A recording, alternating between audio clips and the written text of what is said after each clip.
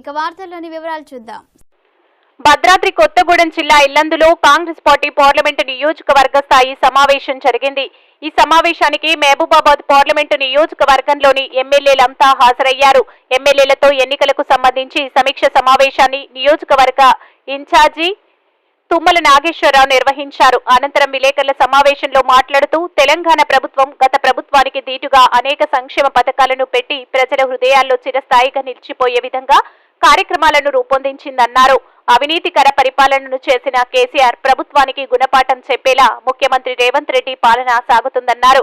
గత ప్రభుత్వం కనీసం ప్రజలకు తాగునీళ్లు ఇవ్వలేని స్థితిలో పరిపాలన కొనసాగించి ప్రజలను ఇబ్బందులకు గురిచేసిందని విమర్శించారు. తెలంగాణలో అధికారంలోకి వచ్చిన కాంగ్రెస్ ప్రభుత్వం ఎన్నికల్లో ప్రకటించిన హామీలను 100 రోజులు గడవక ముందే అమలు చేయడం జరిగిందన్నారు. ఈ ప్రభుత్వం ఇంకా పథకాలను అమలు చేసేందుకు రాష్ట్రాన్ని అభివృద్ధి పథంలో నడిపించేందుకు ప్రజలు ఈ ప్రభుత్వానికి సహకరించాలని కోరారు.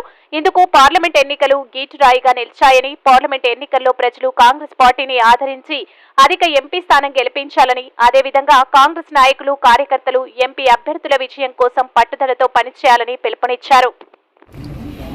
ముఖ్యమంత్రి రేవంత్ రెడ్డి గారి ఆధ్వర్యంలో ప్రభుత్వం వచ్చినటువంటి 100 రోజుల్లోనే సాధ్యం కాకపోయినా ఆర్థిక పరిస్థితులు అనుకూలంగా లేకపోయినా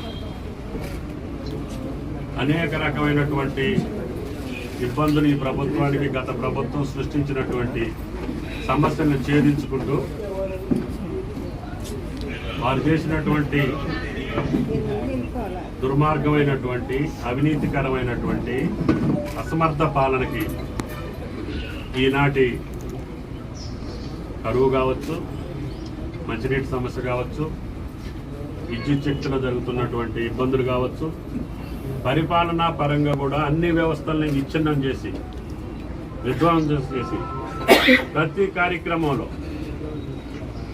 అవినీతికి పాల్పడేటట్టుగా కింద నుంచి మీది దాకా దోపిడీ వ్యవస్థను సృష్టించినటువంటి గత ప్రభుత్వం యొక్క నిర్వాకాన్ని ఎదురొడ్డి ఈరోజు రేవంత్ రెడ్డి గారి ప్రభుత్వం వీటన్నిటిని అమలు చేసే దాంట్లో మహిళలకి ఉచిత బస్సు సర్వీస్ కావచ్చు, 500కి గ్యాస్ ఇచ్చేటటువంటిది కావచ్చు, 200 యూనిట్లు విద్యుత్ శక్తి ఫ్రీగా ఇచ్చేది కావచ్చు, అనేక పథకాలని అమలు చేసి ఆరోగ్యశ్రీకి 10 లక్షలు కావచ్చు, అదేవిధంగా ఉద్యమకారులందరికీ కూడా 200 గజాలు ఇళ్ల స్థలాలు కావచ్చు, ఇటువంటి అన్ని ఇచ్చినటువంటి హామీలు సర్దిద్దుకుంటూ ఇంకా ఉన్నటువంటి 1-2 హామీలకి రూపకల్పన చేస్తూ సోనియా గాంధీ గారి మాట నిలబెట్టడం కోసం ప్రయత్నం చేస్తూ ఉన్నటువంటి ప్రభుత్వానికి అండదండలుగా ఈ రాష్ట్ర ప్రజలు ఉండాలని, దానికి ఈ పార్లమెంట్ ఎన్నికలే గీటురాయి కాబోతా ఉంది. కాబట్టి మెజారిటీ పార్లమెంటు స్థానాలు గెలిచి తెలంగాణ ప్రభుత్వాన్ని బలోపేతం చేయమని, రేవంత్ రెడ్డి గారి ప్రభుత్వాన్ని శక్తివంతంగా ఈ కార్యక్రమాలు విజయవంతంగా పూర్తి చేయడం కోసం శక్తినివ్వమని చెప్పి తెలంగాణ ప్రజలను కోరుతున్నాం. కాబట్టి దయచేసి వార్తలు ఇంతటితో సమాప్తం. మళ్ళీ తిరిగి ప్రసారం అయ్యే టీవీ 9 న్యూస్లో కలుద్దాం. అంతవరకు సెలవు.